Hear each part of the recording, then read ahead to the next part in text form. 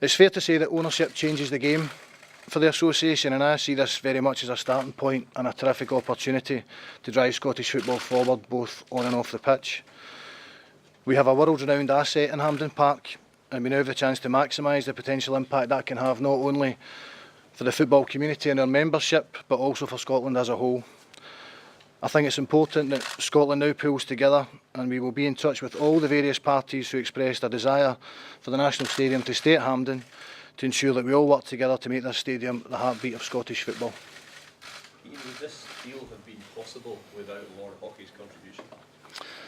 Lord Hockey's contribution was instrumental in getting the deal done with Queen's Park in terms of ownership of the stadium. If there was no deal done with Queen's Park for ownership, then I would be sitting here just now telling you we were going to Murrayfield. So it played a vital part in that. In terms of the overall deal, you know, we looked at both options over a 20-year period.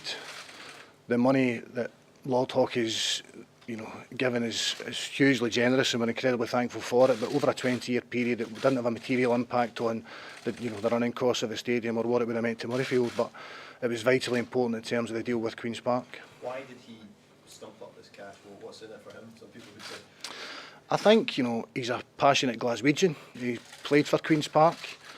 I know from my time in the Glasgow Football Association that he's been heavily involved through some of his businesses in that area, and he was keen to see the games continue to be played at the National Stadium at Hampden Park, and as I said, we're very thankful for his input. Do you see redevelopment of Hampden now as a priority? Would you accept the argument that some people say that in some aspects it's not fit for purpose? There is no doubt that Hampden needs to be improved. We're not going to hide from that. I'm not going to hide from that. I think whether that's outside the stadium in terms of pre-match, what we can do to enhance the match day experience, what we can do when we're inside the stadium bowl, what we can do from a seating perspective. This is very much the start of a journey for the Scottish FA to make the Scottish National Stadium the best it can possibly be, and we are committed to doing that. How do you finance that? That's a good question. Obviously finance plays a big part in football. There are a number of partners who have said that they would be willing to help us, whether it's Glasgow City Council, Scottish Government. A lot of people have said that they'll be part of that journey with us. There's a private investment market that we've not really looked at in any great detail yet to see what funds we can generate from them.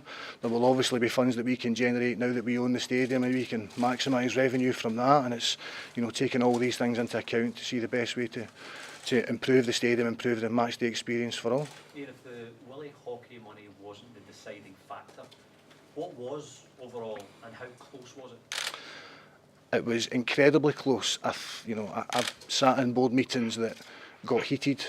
It was close. It was very hotly debated. As I said, the SRU put forward a very compelling case.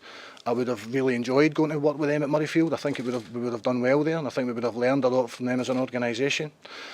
I think, as I said, ownership is the game changer. That's something that, owning our own stadium and being able to utilise that 24/7 as much as we possibly can gives us a real opportunity to make changes. Would you concede that over a number of years some Scottish fans have fallen out of love with Hampden?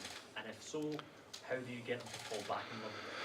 I think Scottish fans, you could argue, have fallen out of love with Scottish football a bit, particularly at national team level, because we've not qualified for a tournament. That's something that we're keen to change. Obviously, with a good start to the Nations League last night, and it's about getting everybody back in love with watching the national team. Alec made the point last night that he doesn't want people coming to the national stadium to watch Portugal or Belgium. He wants them coming to the national stadium to watch Scotland.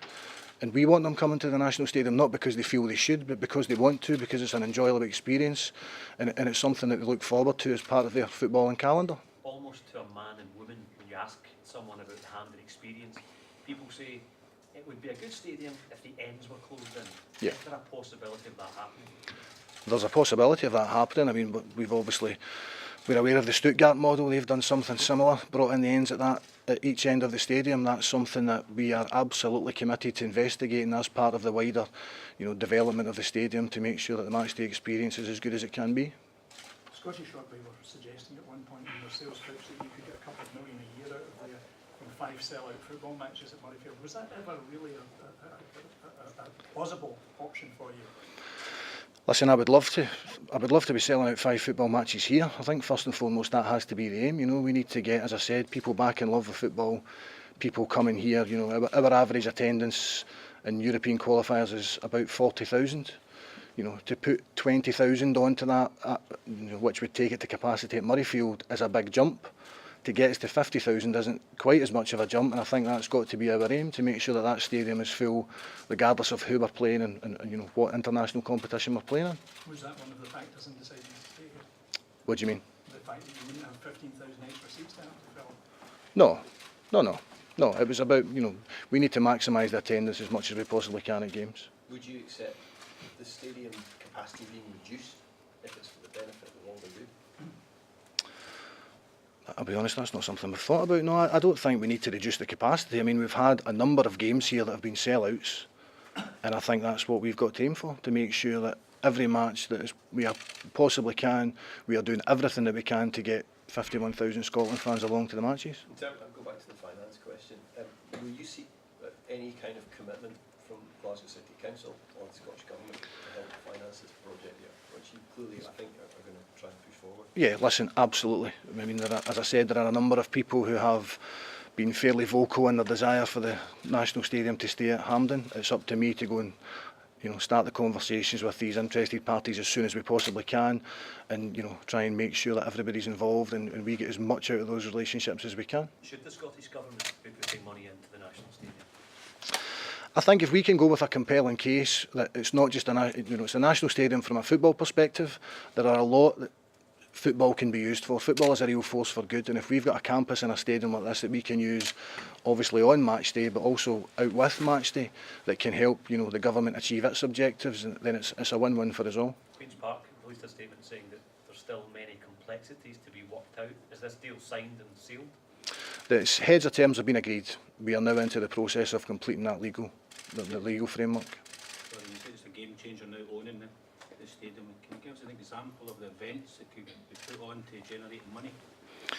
Well, I mean, obviously we've got the concerts, you know, we've got the existing events that we do. I think every football stadium in the world wants to make sure it's used as often as it possibly can be, Monday to Friday, you know, 24/7. You want to have, you know, businesses, whether it's, you know, regeneration partners. There'll be a number of opportunities for us to look at the stadium going forward and how best to utilise it. You spoke of inspiring a new generation in your statement released earlier. How crucial was Hampden to that process? I think having a home is an important part of that. You know, I think, you know, engaging with people that they know where internationals are going to be played. You know, they'll be coming here for cup finals, and having that identity and having that home, I think, is really important for us moving forward. How radical a redevelopment do you think this could be? Radical's an interesting word. I mean, it's a football stadium, and it will continue to be a football stadium. I think, you know, as I said, we are not shying away from the fact that there are areas of the stadium that we can improve. You know, I don't think it's particularly radical. There are other stadiums like the Stuttgart model that have done something similar, and we need to, you know, speak to them, take advice from them, and look at the other areas of innovation that are around to see what we can do to enhance the stadium atmosphere. Budget or figures at the moment that you're working to? Listen, I think there'll be big numbers in it, and it's up to us to engage with, like I touched on earlier, you know, government, Glasgow City Council, private investment companies to see exactly how we can meet those funds. Is there a timescale? I think, well, there's kind of short, medium and long term plans. You know, obviously we've got Euro 2020, there'll be stadium improvements like, you know, new turnstile systems, LED floodlights will be going in, there'll be things that happen for Euro 2020, and it's very much the start of a process now where we will plan, you know, the development of the stadium over a longer term period as well. Was there a point during this process that you thought, I'm going to have to hit the button here for Murrayfield? It was very close. It was absolutely very close, Chris. The Murrayfield bid was very compelling, as I said. They're a very impressive organisation. They're obviously, you know, selling out rugby internationals on a regular basis. You know, we could learn a lot from the way that Murrayfield think about things like that. And as I said, I'd love to continue the relationship with Dominic Mackay in particular, who was excellent throughout this whole process, and see what we can pick up from them. But no, it was a very close decision. £19 million of liabilities mentioned here from the redevelopment. So is the SFA in significant extra debt because of that? The SFA have assumed liability that came from, you know, Queen's Park incurred liabilities essentially from the redevelopment of Hampden through Sports Scotland, through Big Lottery and from the venture holders. And I mean, we are very grateful to Sports Scotland and the Big Lottery for their assistance in getting the deal over the line. So it's a liability that will be due should games no longer be played at Hampden Park, but obviously this decision today means that games will be played at Hampden Park, so we've got no fears in that respect. And every international we play here now from now on, no exceptions? No, there will be exceptions, Peter. I think there will be games when it makes sense for us to take them, whether it's round the country, whether it's dependent on opposition or attendance. But as I touched on earlier, we only tend to take games round the country because the attendance justifies it. I want to get us to the position where the attendance numbers justify us coming here and having every game at Hampden. On that, would you accept the argument that last night's game could have been played elsewhere, and perhaps the game coming up as well, because there was criticism of last night's attendance, it was less than 20,000. Yeah, I mean, I think you judge every game on its merits, and the decision was taken to play it at Hampden. Obviously, it was a fantastic result. The guys got a thoroughly deserved victory, and I'm sure that'll put a few thousand, hopefully, onto their games coming up. I'm assuming you see this as a good day for Scottish football. I think it's a fantastic day for Scottish football. Absolutely fantastic day.